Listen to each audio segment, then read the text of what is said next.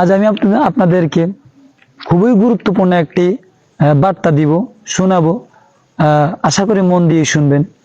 সেটি হলো হস্তমৈথুনের খুবই গুরুত্বপূর্ণ বিষয় সম্পর্কে।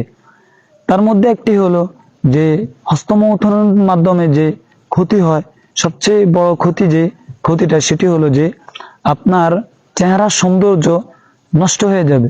অর্থাৎ আপনি 18-20 বছরের কিশোরের যে চেহারা, সেই চেহারা থাকবে না।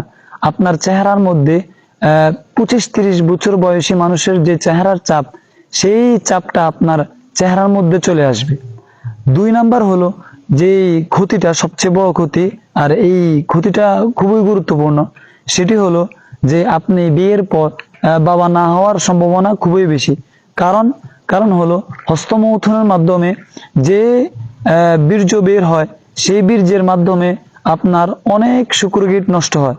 আর এই শুক্রকীট নষ্ট হওয়ার দ্বারা আপনার যে সন্তান হয়, সেই সন্তান হওয়ার যে শুক্রকীটটা, সেটি দিন দিন আস্তে আস্তে করে শেষ হয়ে যায়।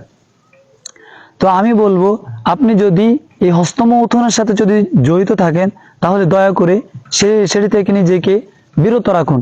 আল্লাহ তাআলার দেয়া নেয়ামত নষ্ট করবেন না। যত সম্ভব যথাসাধ্য চেষ্টা করে এই হস্তমৈথুন থেকে নিজেকে বিরত রাখুন।